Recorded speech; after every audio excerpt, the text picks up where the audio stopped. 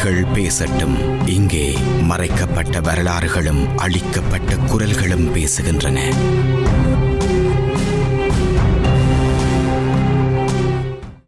இந்த செம்மணி தொடர்பான முறைப்பாட்டாளர் இதற்குள்ளே நெருக்கமான பல விஷயங்களை தெரிந்தவர் என்ற வகையில் நீங்கள் இந்த தென்னிலங்கையிலே இருக்கின்ற அல்லது இலங்கையிலே வாழுகின்ற சிங்கள மக்கள் மத்தியில் குழப்பமான ஒரு தகவல் பரிமாற்றம் அல்லது சிங்கள அரசியல்வாதிகள் தவறான புரிதல்களை சிங்கள மக்கள் மத்தியிலே பரப்புகின்றார்கள். அவர்களுக்கு நீங்கள் என்ன சொல்ல விரும்புகின்றீர்கள்? சிங்கள மக்களுக்கு அதே நேரத்தில் இந்த விடயத்தை திசை திருப்ப நினைக்கின்ற சிங்கள அரசியல்வாதிகளுக்கு நீங்கள் என்ன சொல்ல ஆசைப்படுறீங்க? அதாவது இந்த சிங்கள மக்களுக்கு எதிரானவர்கள் எல்லாம் தமிழர். ஒன்று இந்த நாட்டினுடைய வரலாற்றை பேசுகின்ற மகாநாம தேரனால் எழுதப்பட்ட மகாவம்சம் நூலிலே தொன்மையாக இந்த ஈழதேசத்தில் இலங்கையில் தமிழர்கள் வாழ்ந்திருக்கின்றார்கள் என்று பௌத்த போதனை நூலில் குறிப்பிடப்பட்டிருக்கின்றது. எனவே தொன்மையாக வாழ்ந்து கொண்டு வருகின்ற நாங்களும் நீங்கள் அனுபவிக்கின்ற அதே உரிமைகளில் தான் வாழ விரும்புகின்றோம். அதற்காகத்தான் இங்கே போராடினார்கள். இதுதான் உண்மை. இந்த செம்மணி விடயமும் உண்மையில் நிகழ்த்தப்பட்டது இந்த சிங்கள பேரினவாத அரசினால் திட்டமிட்டு தமிழர்கள் என்ற ஒரே காரணத்துக்காகத்தான் பாடசாலை மாணவி உட்பட பல பெண்களும் ஆண்களும் பாலியல் வல்லுறவுக்கு உட்படுத்தப்பட்டு படுகொலை செய்யப்பட்டு இங்கே புதைக்கப்பட்டார்கள். பிழையான வரலாறுகளையும் பிழையான தகவல்களையும் உங்களுக்கு இந்த சிங்கள பேரினவாத அரசு கொண்டு வந்து சேர்க்கின்றது. அவர்கள் அதில் இருந்து கொண்டு தங்களுடைய நலன்களையும் இந்த பிழையான பௌத்த போதனையையும் அவர்கள் உங்களிடம் புகட்டுகின்றார்கள் என நான் நினைக்கின்றேன். என்னை பொறுத்தவரையில் புத்த பெருமான் மண் ஆசையை துறந்து இந்த மனித வாழ்க்கையில் இருக்கின்ற துன்ப இன்பங்களில் ஈடுபடுவதற்காக ஒரு 8 வழிகளை அட்டசீல முறையினை பயன்படுத்தித்தான் உங்களுக்கு போதனையை வழங்கி உங்களுடைய மனித வாழ்வு மேம்பாட்டுக்காக அவர் வழிகாட்டி இருந்தார். அந்த வழிகாட்டலின் அடிப்படையில் நாங்கள் தமிழராக இந்த வடக்கு கிழக்கு தேசத்தில் நாங்கள் தொன்மை தொட்டு வாழ்ந்த மூத்த குடி உங்களுக்கு இருக்கின்ற அதே அதிகாரங்களுடன் நாங்களும் இங்கே வாழ ஆசைப்படுகின்றோம். இதுதான் உண்மை. இதற்காகத்தான் இவ்வாறான செம்மணி மனித புதகுழி போன்ற கொக்கு தொடுவாய் மன்னார் போன்ற மனித புதகுழிகள் உருவாகி இருக்கின்றன. என்னுடைய சுயநிர்ணய உரிமைக்காகத்தான் நாங்கள் அதற்காக குரல் கொடுத்ததற்காகத்தான் நாங்கள் இன்று அளிக்கப்பட்டிருக்கிறோம். இதனை நீங்கள் நன்கு புரிந்து இந்த சிங்கள அரசில் இருக்கின்ற அரசியல்வாதிகள் தங்களுடைய நலனுக்காகவும் பிழையான பௌத்த சிந்தனைக்காகவும் உங்களை பிழையாக வழிநடத்தி உங்களுடைய பொருளாதார வாழ்வின் மேம்பாட்டுக்காகவும் உழைக்காமலும் தங்களுடைய பொருளாதார வாழ்வுக்காகவும் இந்த பிழையான பௌத்த சிந்தனைக்காகவும் செயற்பட்டு வருகின்றார். இதனை நீங்கள் பகுத்து அறிய வேண்டும். ஆசியாவிலே 92% எழுத்தறிவு உடைய மக்கள் இந்த இலங்கை மக்கள். எனவே இந்த பகுத்தறிந்து இந்த தமிழ் மக்களும் இந்த நாட்டில் சகல சுயாட்சி அதிகாரங்களுடன் வாழுவதற்கு நீங்கள் ஒற்றுமையாக எங்களுடன் செயற்பட வேண்டும். இங்கே இழைக்கப்பட்ட அநீதிகளுக்கு நீங்கள் பொறுப்பு கூறுவதற்கு அரசாங்கத்தை நிர்பந்திக்க வேண்டும். அந்த பொறுப்பு கூறல் உள்ளக ரீதியாக எமக்கு கிடைக்காது என்ற பட்சத்தில் தான் இன்று நாங்கள் சர்வதேசத்திடம் சென்று நிற்கின்றோம். எனவே இந்த பொறுப்பு கூறல் இங்கே இடம்பெறுமாக இருந்தால் எமக்குரிய ஆட்சி அதிகாரங்கள் எங்களுக்குரிய அதிகாரங்கள் அனைத்தும் கிடைக்கும். உங்களுக்கும் எங்களுக்கும் வேறுபாடு இல்லை. நாங்கள் வேறுபாடை கலைந்து வாழ வேண்டுமாக இருந்தால் எங்களுக்கு இருக்கின்ற அடிப்படை பிரச்சனையான இந்த இனப்பிரச்சனை களையப்பட்டு வடக்கு கிழக்கில் தமிழர்கள் தேசியம் தாயகம் சுயநிர்ணய அடிப்படையில் வாழக்கூடிய ஒரு சூழலை ஏற்படுத்துவதற்கு நீங்கள் முயற்சிக்க வேண்டும் என நான் அன்பாக வேண்டிக் கொள்கிறேன். இளைஞர்கள் ஒன்றிணைய வேண்டும். குறிப்பாக புலம்பெயர்ந்த தேசங்களில் எங்கட தாயக உறவுகளுடைய பிள்ளைகள் அடுத்த தலைமுறை இதற்காக ஒன்றிணைந்திருக்கிறார்கள். நிறைய நாடுகளில் இதற்கான செயற்பாடுகள் நடைபெற்று கொண்டிருக்கிறது. அந்த இடத்துல இந்த செம்மணி அல்லது சித்துப்பாத்தி மனித புதைகுழி தொடர்பான பிரச்சனைகளை கையாள்வதற்கு எந்த முறையில் ஒரு குழுவாக நாங்கள் மாற வேண்டும் என்ற ஒரு அச்சம் அல்லது ஒரு குழப்பம் அங்கேயும் இருக்கிறது. யாருடைய குடைக்கின் கீழ் செயற்பட வேண்டும், இதை யாருடைய நகர்த்தலின் கீழ் இதை நகர்த்த வேண்டும் என்ற குழப்பம் இருக்கிறது. அதற்கு எப்படியான ஒரு முடிவை அந்த மண்ணிலே அல்லது புலம்பெயர்ந்த தேசத்தில் எடுக்கலாம்? எப்படியானவர்களுடைய நகர்வுகள்? இது ஒரு அமைப்பு ரீதியாக எல்லோரையுமே ஒன்றிணைத்து பயணிக்கின்ற போதுதான் அதற்கு ஒரு அழுத்தங்கள் அதிகரிக்கும், அதற்கு ஒரு கவனங்கள் அதிகளவாக திரும்பும் அப்படியான செயற்பாடுகளுக்கு. அப்போ ஒரு அமைப்பு ரீதியாக அதை நகர்த்துவதற்கான முன்னேற்பாடுகள் செய்யலாமா, அல்லது அவர்களுடைய நாடுகளில் இதற்கான அழுத்தங்களை தொடர்ச்சியாக கொடுத்து கொண்டிருக்க வேண்டும்? என்னென்னு சொன்னால், நிச்சயமாக அனைவரும் ஒன்றிணைந்து ஒரு குழுவாக செயற்படுவதன் ஊடாக மட்டும்தான் இதற்கான தீர்வை நாங்கள் விரைவாக பெற்று முடியும்.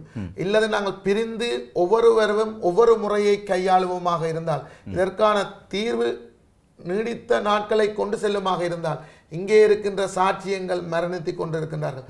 ஒரு மாதத்திற்கு முன்னரும் இந்த அரியாலை பகுதியில் காணாமலாக்கப்பட்ட கைது செய்யப்படுகின்ற ஒரு கண்ணால் கண்ட ஒரு சாட்சியம் மரணித்து இருக்கிறார். அவருடைய பிள்ளைகளும் இல்லை.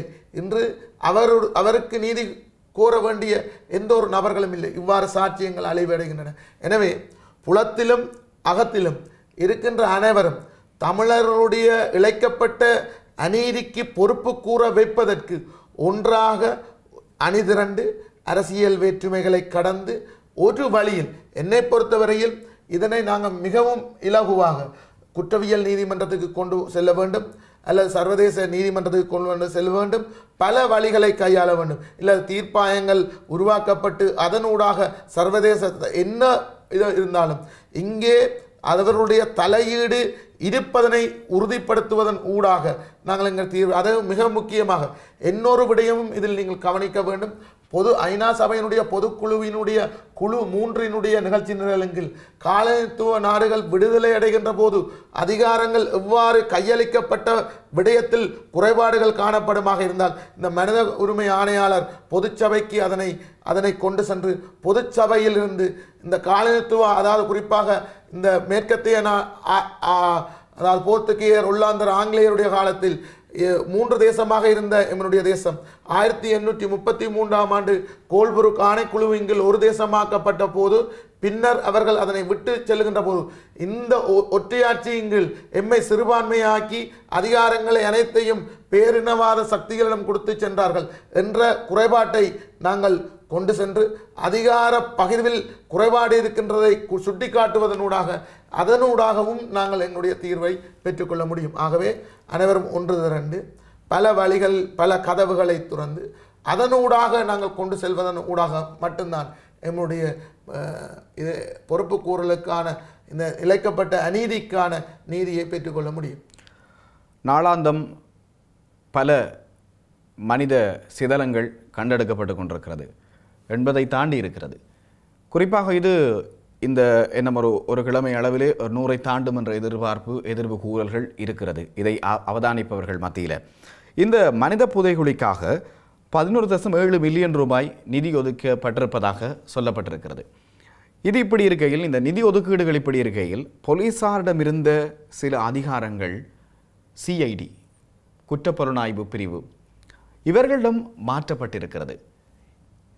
இந்த மாற்றம் தொடர்பாக நீங்கள் என்ன கருதுகின்றீர்கள்? அதே நேரத்தில் அண்மை காலமாக நிறைய பேரிட்ட வாக்குமூலங்கள் வாங்கப்பட்டிருக்கிறது.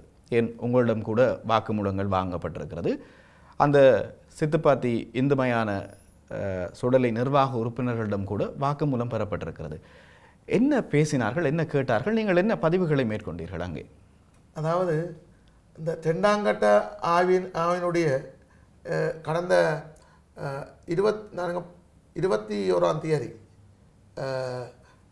ஆரம்பித்த இந்த 2ஆம் கட்டத்தினுடைய 2வது அகழ்வு பணி போது அன்றிலிருந்து இந்த போலீஸ் நிலைய, அதாவது நீதிமன்றத்தின் கீழ் போலீஸ் திணைக்களத்துக்கு இருந்த இந்த விசாரணையை சிஐடிக்கு மாற்றியிருக்கின்றார்கள், உண்மையை கண்டறிவதற்காக என்று அவர்கள் கூறினார்கள். அந்த 21ஆம் தேதி திங்கட்கிழமை என்னை அழைத்தார்கள். வாக்குமூலம் வழங்க வேண்டும் என அழைத்திருந்தார்கள். அதன் அடிப்படையில் 4 மணித்தியாலத்திற்கு அதிகமாக என்னுடைய வாக்குமூலத்தை அவர்கள் பெற்றிருந்தார்கள். என்னுடைய பிறப்பு முதல் இன்று வரை செயற்பாடுகள் அனைத்தையும் அவர்கள் எழுதினார்கள். இந்த சித்துப்பாத்தி இந்துமையான சபை தொடர்பாக எழுதினார்கள். அதனை விட இந்த நிகழ்ந்த நிகழ்வுகளை என்ன நினைக்கின்ற ஊர் மக்கள் என்ன நினைக்கின்றார்கள் என்ற விடயத்தை கேட்டார்கள். நான் மிகவும் ஆணித்தரமாக கூறியிருந்தேன், இது செம்மணியுடன் தொடர்பட்ட ஒரு விடயமாகத்தான் நானும் கருதுகிறேன், மக்களும் கருதுகிறேன் என வாக்குமூலம் கொடுத்திருந்தேன். ஆனால் ஒரு துரதிர்ஷ்டவசம், இந்த வாக்குமூலத்தை பெற்றுக்கொண்டவர்கள் சிங்கள மொழி மூலம் அந்த வாக்குமூலத்தை பெற்றுக்கொண்டு அதில் கையொப்பம் இடுமாறு என்னை கேட்டார்கள். நான் இந்த கையொப்பம் இடமாட்டேன். என்றால் நான் கூறியதுதான் நீங்கள் வாக்குமூலமாக வழங்கி இருக்கிறீர்களா எழுதியிருக்கிறீர்களா எனக்கு தெரியாது. கடந்த கால படிப்பினை இன் அடிப்படையில் நான் அதை கையெழுப்பு இட மறுத்துவிட்டேன். தமிழ் மொழி மூலம் வழங்கப்படுமாக இருந்தால் மட்டும்தான் நான் கையெழுப்பம் வைப்பேன், இல்லது வைக்க மாட்டேன் என இந்த விடயத்தை நீதிவானுக்கு கொண்டு சென்றதன் அடிப்படையில் நீதிவான் குறித்த அவர்களுக்கு குற்ற சிஐடி பிரிவினருக்கு தமிழ் மொழி மூலம் அதனை செய்வதற்கான நபர்களை உள்வாங்கி அதை செய்யுமாறு கேட்டுக்கொண்டிருக்கிறார்கள். இன்று 4வது நாள். என்னிடம் இன்னும் அதற்கான தமிழாக்கம் அவர்கள் தரவில்லை. தருகின்ற பட்சத்தில் மட்டும்தான் நான் என்னத்தை கூறினேன் என்பதை உறுதிப்படுத்தி கொண்டு நான் அதில் கையெழுப்பும் விடுவேன். என்றால் நான் தான் வழக்காளி. இந்த வழக்குகளை திரிவடைவதற்கு இன்று அல்ல, நீண்ட காலமாக இவர்கள் செய்கின்ற நுட்பம், இந்த பி ரிப்போர்ட்டை பிழையாக தயாரித்து மன்றுக்கு சமர்ப்பித்து இந்த வழக்கை இல்லை திசை திருப்புவதற்கு அல்ல ஒரு சிலருடன் இந்த வழக்கை முடிப்பதற்கான உபாயத்தை அவர்கள் செய்வார்கள். இதை நிச்சயமாக நான் உணர்கிறேன். நீதிமன்ற செயற்பாட்டிலும் இருந்தாலும் கூட இதனை நான் கூற வேண்டிய கடப்பாடு இருக்கின்றது. அவருடைய செயற்பாடு முற்றுமுழுதாக இந்த வழக்கை இந்த இன்பு தொகுதி அதனுடன் தொடர்படவில்லை என்பதை காட்டுவதற்காக முயற்சிப்பார்கள். இதுதான் வரலாறு. இருந்தாலும் இறுதி வரை இதற்காக நேர்மையாக வழக்காளியாக இருக்கின்ற நான் நிச்சயமாக நான் நேர்மையாக பணிப்பேன். மக்களிலிருந்து கிடைக்கின்ற அனைத்து ஆதாரங்களையும் உரிய முறையில் உரிய சட்ட ரீதியாக கொடுக்க வேண்டிய இடங்களுக்கு கொடுத்து சட்டநடவை எடுப்பதற்கான அனைத்து நடவடிக்கைகளுக்கும் நேர்மையாக இருப்பேன் என்பதை நான் இந்த இடத்துல கூறுறேன். ஆனால் சிஐடி அது அவர்கள் எடுப்பது என்பது இவ்வாறான வழக்குகளை எடுப்பது ஒரு நடைமுறை என்று அவர்கள் கூறியிருந்தார்கள். அதன் அடிப்படையில் அவர் எடுத்திருக்கின்றார்கள். ஆனால் உண்மையை கண்டு கூறுவார்கள் என அவர் கூறியிருக்கிறார்கள்.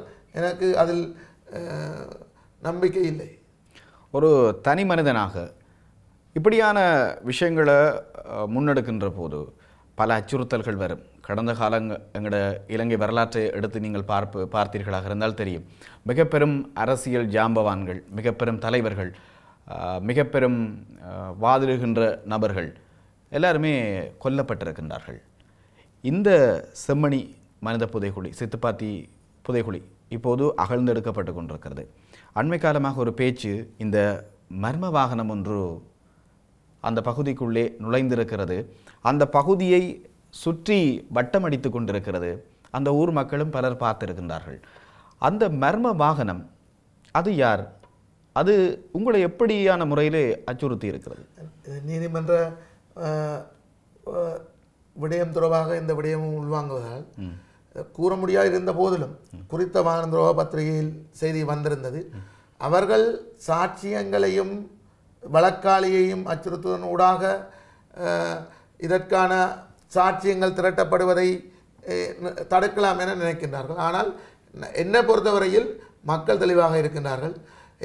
அதாவது இந்த தங்களுக்கு நீதி கிடைக்கக்கூடிய இடங்களில் நேரடியாக வந்து தாங்கள் சாட்சியம் வழங்க தயாராக இருக்கிற கூறுகின்றார்கள். அவர்கள் அரசாங்கத்தை நம்ப தயாராக இல்லை, அரசாங்கத்துடைய நீதி பொறிமுறையை நம்ப தயாராக இல்லை.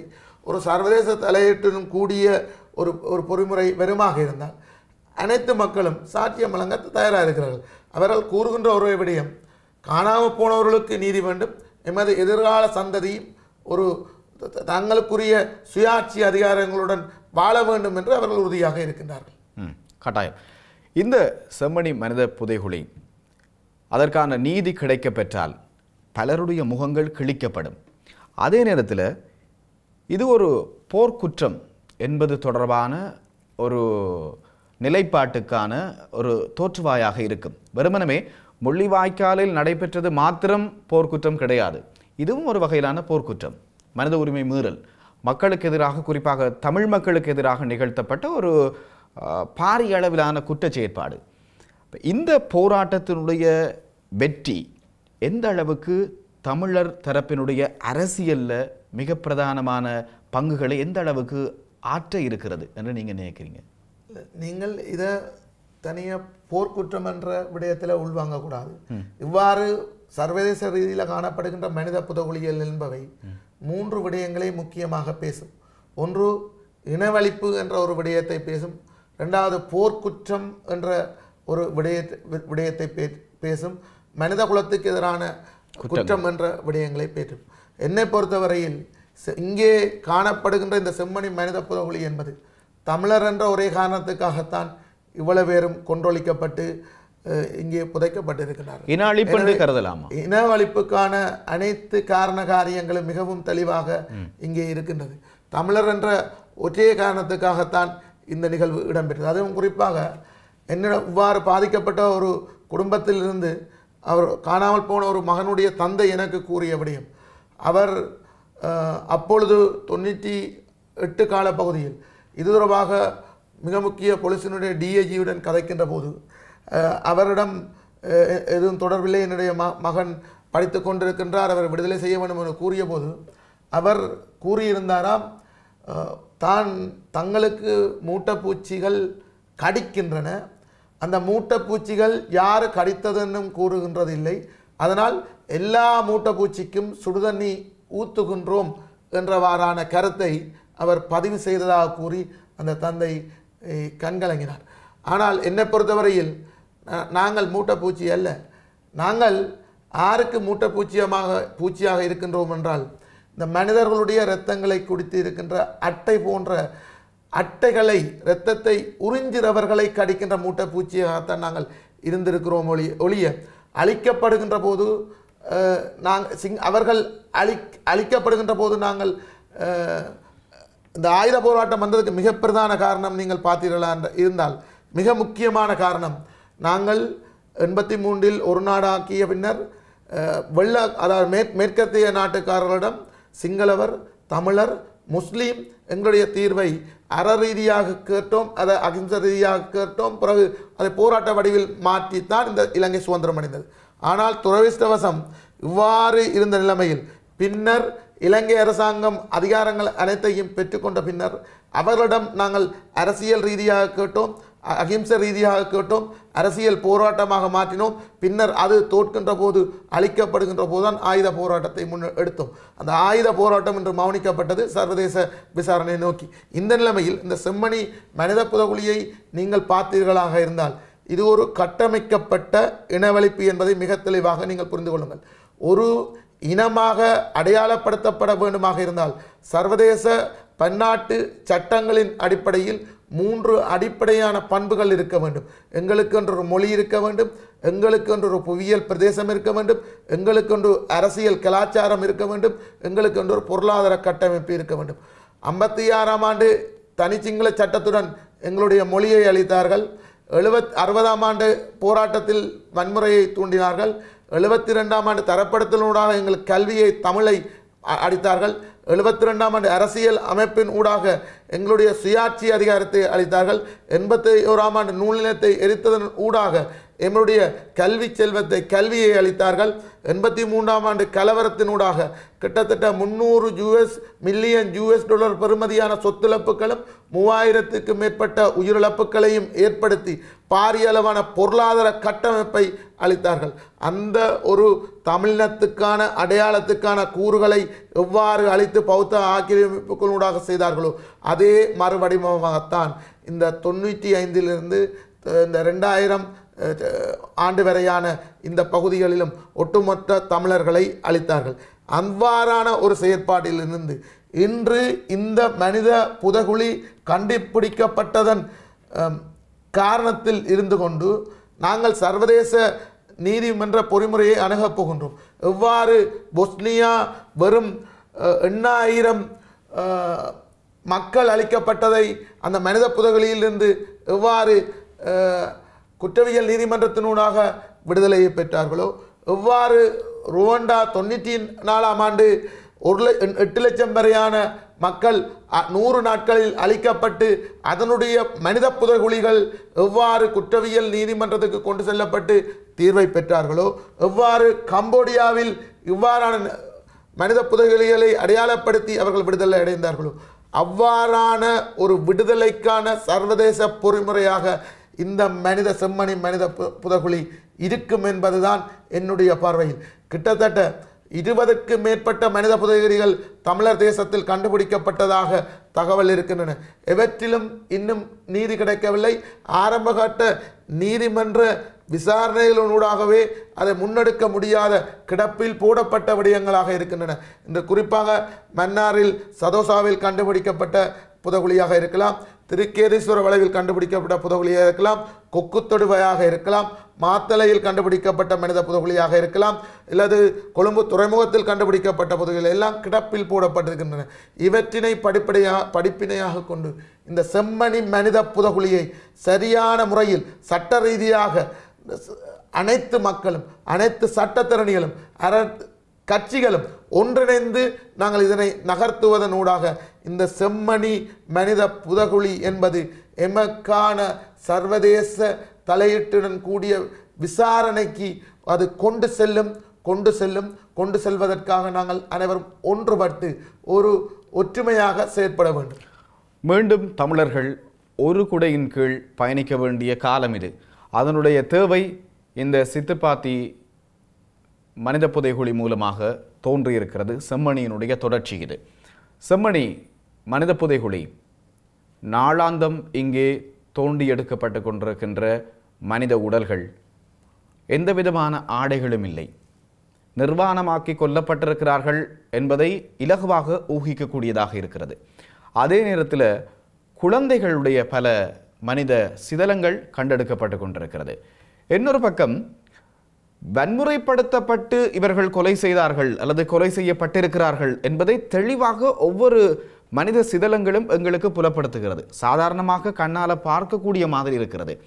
கால்கள் வளைந்த நிலையிலே, ஒருவரை முட்டுக்காலில் வைத்து துப்பாக்கியால் சுட்டது போல, மண்டையோடுகளிலே ஓட்டைகள், இப்படியான பல விஷயங்களை களத்தில் நாங்கள் நேரடியாக சென்று பார்க்கும்போது தெரிந்து கொள்ளக்கூடியதாக இருக்கிறது, அறிந்து கொள்ளக்கூடியதாக இருக்கிறது. கிருபா சொன்ன மாதிரி ஒரு குடையின் கீழ் தமிழர்கள் ஒன்றிணைய வேண்டிய காலகட்டம் இந்த காலகட்டம். நாங்கள் ஒற்றுமையாக இருக்கிறோம் என்பதை, ஒற்றுமையாக இருந்து குரல் கொடுக்கிறோம் இந்த செம்மணி தொடர்பான விடயத்தில் என்பதை சிங்கள மக்களுக்கும் சிங்கள அரசியல் தலைமைகளுக்கும் நாங்கள் காண்பிக்க வேண்டும். அதே நேரத்தில் சர்வதேசத்திற்கும் தமிழர்கள் ஒற்றுமையாக இதற்கு குரல் கொடுக்கிறார்கள் என்ற விடயத்தை காண்பிக்க வேண்டும். தமிழ் அரசியல்வாதிகளே, இந்த விடயத்தில் நீங்கள் காட்டுகின்ற அக்கறை அல்லது நீங்கள் இனி வருகின்ற காலங்களில் செய்யப்போகின்ற நடவடிக்கைகள், இந்த நடவடிக்கைகள் தான் இந்த மனித புதைகுழிக்கான அடுத்த கட்ட நகர்வுகளாக இருக்க போகிறது.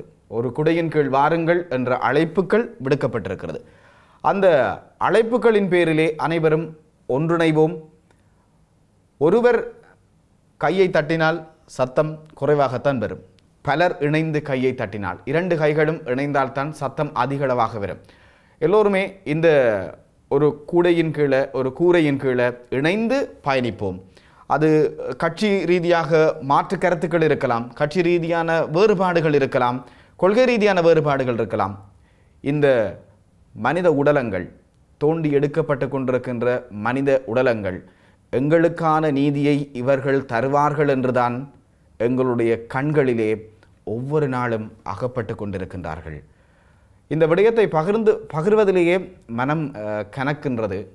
ஒவ்வொரு நாளும் இந்த மனித புதைகுழிகள் தொடர்பான விடயங்களை செய்திகளாக பார்த்து, நேரடியாக களத்தில் போய் பார்த்து, இரவு நெத்திரைக்கு போகும்போது கூட மனங்கள் பல விஷயங்களை பேசுகிறது. ஏன் எங்களுடைய இனத்துக்கு இப்படியான ஒரு நிலைமை, இது ஏன் மறைக்கப்பட்டது, உயிர் பிரிகின்ற நேரங்களில் அவர்கள் என்ன சொல்ல ஆசைப்பட்டிருப்பார்கள், யாரை தேடியிருப்பார்கள், நான் இங்கே என்னை கொண்டு வந்து விட்டார்களே, என்னை தேடி அங்கே வீட்டில் யாரெல்லாம் இருப்பார்கள், இப்படியான பல யோசனைகள் சிந்தனைகள் வரும். குறைந்த அளவுக்கு கிருபா இந்த ஒரு முயற்சியை செய்யலாம். குறிப்பாக நல்லூர் பிரதேச சபைக்கு உட்பட்ட அமைவிடமாகத்தான் அந்த சுடலை பிரதேசம் இருக்கிறது. நல்லூர் பிரதேச சபை ஒரு தீர்மானத்தை மேற்கொள்ளலாம். ஆரம்ப புள்ளியாக இது மாறலாம். நல்லூர் பிரதேச சபையிலே இதற்கு ஒரு சர்வதேச நீதி விசாரணை வேண்டும் என்ற ஒரு தீர்மானத்தையாவது முதல் கட்டமாக நாங்கள் எடுக்க வேண்டும். இது தொடர்பாக நீங்கள் என்ன நினைக்கிறீங்க? இல்லை, அது நிச்சயமாக நல்லருடைய நான் நினைக்கிறேன். கடந்த காலங்களில் சாவச்சேரி நகரசபை, கல்வெட்டுத்துறை அவ்வாறு எடுத்திருக்கிறார்கள். அனைத்து உள்ளூராட்சி சபைகளும் நிச்சயமாக அவ்வாறு ஒரு தீர்மானத்தை இயற்ற வேண்டும். அதை இயற்றுவது இதுக்கு வலு சேர்க்கும். அதே நேரம் நீங்கள் முதல் கூறியவாறு இந்த செம்மணி புதைகுழி 1 புதைகுழி 2 என்பவை பல உண்மைகளை வெளியே கொண்டு வருகின்றது. புதைகுழி என்பது திட்டமிட்ட முறையில் இரகசியமாக சித்திரவதைப்படுத்தப்பட்டு அவர்கள் படுகொலை செய்யப்பட்டு எந்த ஆதாரமும் கிடைக்காமல் ஆடைகளோ ஆவணங்களோ இல்லாமல் இங்கே வந்து குவியலாக போட்டிருக்கிறார்கள். புதைகுழி 2 பேசுகிறது. எங்கேயோ புதைக்கப்பட்ட உடல்களை எடுத்து மீள கொண்டு வந்து இங்கே போட்டவாறான தோற்றப்பாடு தெரிகின்றது. ஏன்னா புதைகுழிகள் அதாவது பல வகையில் புதைகுழிகள் இருக்கின்றன. முதல் தர புதைகுழி என்பது படுகொலை செய்யப்பட்டு முதல் தரமாக போட்டு வைத்திருக்கின்ற இடம். 2ஆம் வகையான புதைகுழி என்பது ஏற்கனவே புதைக்கப்பட்ட உடலை அடையாளம் தெரியாமல் மறைப்பதற்காக எடுத்து அதை இன்னொரு இடத்தில் மறைக்கின்ற போது அந்த எண்பு தொகுதிகள் மாறி அதனுடன் ஒன்று தொடர்படாதவாறு காணப்படும். இந்த 2 வகையான வகையையும் குறிக்கக்கூடியவாறு இங்கே மனித உடல்கள் காணப்படுகின்றன என்பதுதான் உண்மை. என்னை பொறுத்தவரையில் ஏதோ ஒரு இடத்தில் கைது செய்யப்பட்டு ஏதோ ஒரு இடத்துக்கு கொண்டு செல்லப்பட்டு குறித்த அந்த இடத்தில் வைத்து சித்திரவதைப்படுத்தப்பட்டு உடைகள் களையப்பட்டு பாலியல் வல்லுறவுக்கு உட்படுத்தப்பட்டு அவர்கள் படுகொலை செய்யப்பட்ட பின்னர் இன்னொரு இடத்தில் கொண்டு வந்து இரகசியமாக அடக்கம் செய்திருக்கின்றார்கள் என்பதுதான் உண்மை. உண்மைகள் நிச்சயம் வெளியே வரும். உண்மைகள் உறங்காது. கட்டாயம் உண்மைகள் உறங்காது. உண்மைகளை பேசுகின்ற நிகழ்ச்சியாக இந்த நிகழ்ச்சி இருக்கிறது. இங்கே மறைக்கப்பட்ட வரலாறுகளும் அழிக்கப்பட்ட குரல்களும் பேசட்டும், தொடர்ச்சியாக பேசட்டும். இந்த செம்மணி மனித புதைகுழி தொடர்பான இன்னும் பல ஆழமான விஷயங்களை நாங்கள் தொடர்ச்சியாக பேச தயாராக இருக்கிறோம். எனவே இன்றைய நாளில் இந்த விடயங்களோடு நிகழ்ச்சி நிறைவடைகிறது. நிகழ்ச்சியில் கலந்து கொண்டு பல விஷயங்களை எங்களோடு பகிர்ந்து கொண்ட கிருபாகரன், உங்களுக்கு நன்றிகள். தொடர்ச்சியாக இந்த செம்மணி தொடர்பான முன்னெடுப்புகள், அதாவது செயற்பாட்டு ரீதியான முன்னெடுப்புகள், குறிப்பாக தமிழர் தாயக பகுதி எல்லாவற்றிலுமே மக்கள் எழுச்சியோடு இதில் பங்கு கொள்ள வேண்டும். அரசியல்வாதிகள் ஒன்றிணைய வேண்டும். இதைத்தான் பல மனங்கள் விரும்புகிறது. குறிப்பாக காணாமல் ஆக்கப்பட்ட உறவுகளுடைய பிள்ளைகளாக இருக்கட்டும், அல்லது அவர்களுடைய சகோதரர்களாக இருக்கட்டும், அல்லது அவர்களுடைய தாய் தந்தையாக இருக்கட்டும், எல்லாருமே விரும்புகின்ற விஷயம் இதுதான். மற்றொரு நிகழ்ச்சியில் சந்திக்கலாம். நன்றி உறவுகளே. உண்மைகள் பேசட்டும். இங்கே மறைக்கப்பட்ட வரலாறுகளும் அழிக்கப்பட்ட குரல்களும் பேசுகின்றன.